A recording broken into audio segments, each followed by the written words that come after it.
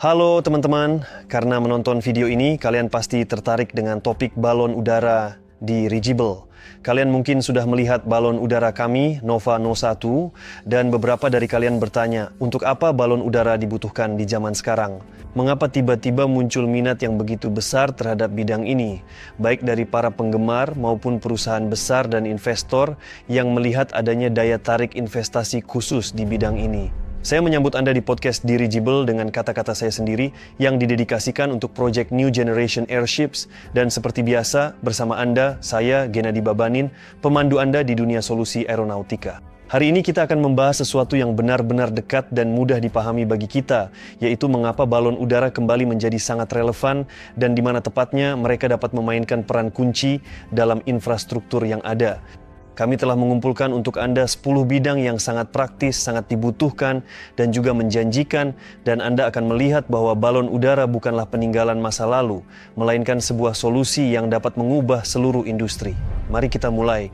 Pengangkutan barang dan logistik. Bayangkan sebuah desa terpencil, stasiun di kutub utara, lokasi pengeboran di hutan, atau permukiman di kepulauan. Tidak ada jalan, helikopter adalah kemewahan yang mahal, dan pesawat bahkan tidak punya tempat untuk mendarat.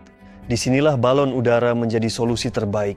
Dirigible tidak memerlukan landasan pacu, dapat melayang di udara, menurunkan peralatan secara perlahan, lalu terbang pergi. Ia beroperasi di tempat-tempat di mana transportasi tradisional benar-benar tidak berdaya atau bisa dibilang kurang efektif. Di sini, balon udara membuka era baru logistik yang praktis dapat diakses di mana saja. Operasi penyelamatan. Ketika terjadi bencana, entah itu gempa bumi, banjir, atau kecelakaan teknologi, setiap detik sangat berharga. Dalam kondisi seperti itu, balon udara menjadi penyelamat sejati. Mereka mampu mengirimkan bertonton bantuan kemanusiaan instan ke titik tersulit dijangkau, mengevakuasi puluhan hingga ratusan korban dalam satu penerbangan, dan beroperasi di zona darurat berjam-jam, berhari-hari, bahkan berminggu-minggu tanpa perlu mengisi bahan bakar. Berbeda dengan helikopter, balon udara tidak dibatasi oleh persediaan bahan bakar, tidak menciptakan aliran udara berbahaya, dan mampu menjadi platform yang stabil untuk koordinasi para penyelamat. Ini bukan sekadar alat transportasi, melainkan pusat komando bergerak yang sesungguhnya yang tetap berada di udara ketika yang lain terpaksa mundur. Pemantauan lingkungan dan perlindungan alam. Dirigible yang tenang, tidak mencolok, dan tak kenal lelah dapat menjadi pelindung alam yang ideal. Berbeda dengan drone atau helikopter yang bising, mereka dapat melayang di atas cagar alam selama berminggu-minggu tanpa mengganggu keseimbangan alam dan tanpa menakuti hewan-hewan di sana. Penjaga udara ini dapat melindungi ekosistem sepanjang waktu, mendeteksi titik-titik kebakaran sekecil apapun di hutan pada tahap awal, memantau pergerakan pemburu liar secara real time, melakukan analisis akurat terhadap kebersihan air dan udara, serta melacak jalur migrasi spesies langka. Dilengkapi dengan lidar, kamera termal, atau kamera hiperspektral, balon udara seperti ini akan mampu menciptakan gambaran digital ekosistem yang sangat detail.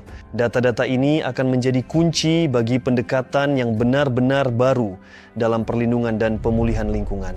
Patroli perbatasan dan perlindungan infrastruktur penting. Balon udara sangat ideal untuk tugas pengawasan dan perlindungan objek-objek yang membentang panjang, baik itu perbatasan negara, pipa minyak, jaringan listrik, maupun jembatan.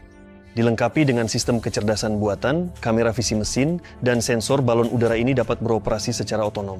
Stabilitas, waktu terbang yang lama, dan efisiensi biaya menjadikan balon udara sebagai alternatif yang menguntungkan dibandingkan satelit maupun patroli darat. Ini bukan sekadar pengamat, melainkan penjaga otonom yang mampu menjadi garis pertahanan pertama bagi perbatasan negara, jaringan pipa utama, jaringan energi, dan simpul transportasi. Keunggulan utama mereka adalah dapat berada di tempat yang dibutuhkan selama yang diperlukan, memberikan pengawasan di area di mana sarana lain tidak mampu.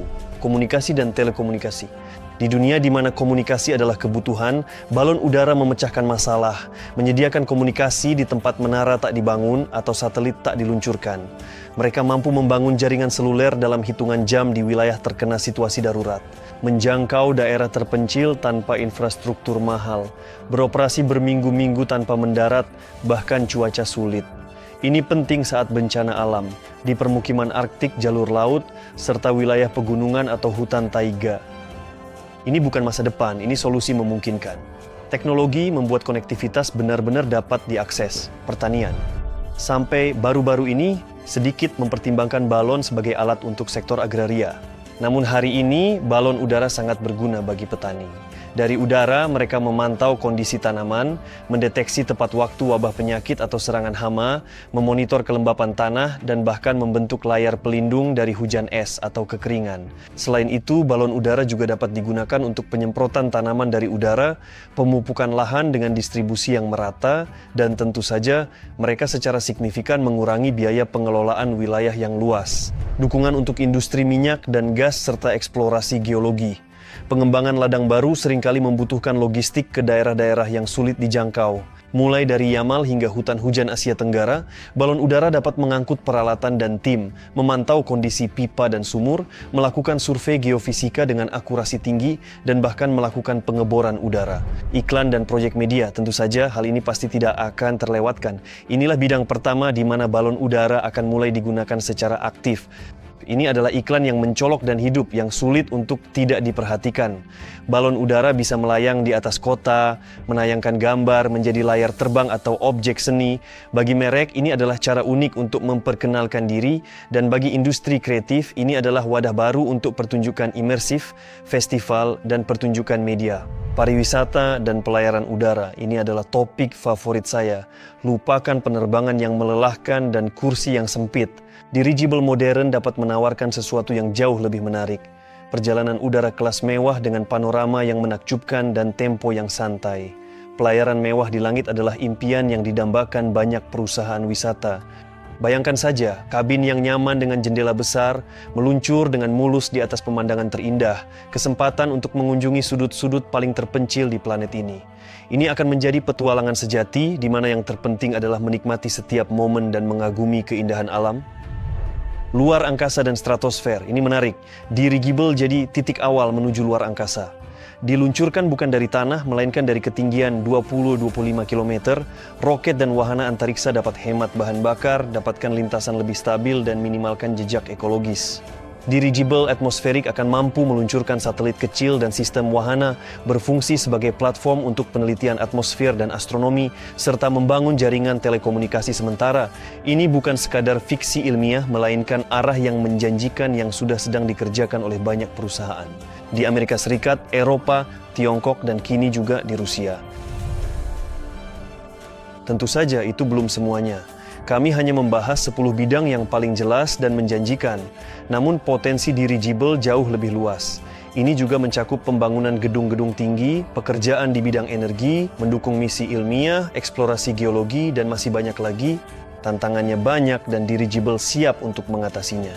Terima kasih telah bersama kami. Bagikan video ini, berlanggananlah ke kanal kami, dan jangan lupa masa depan penerbangan bukan lagi sekadar impian, itu sudah sedang dikembangkan secara aktif. Sampai jumpa!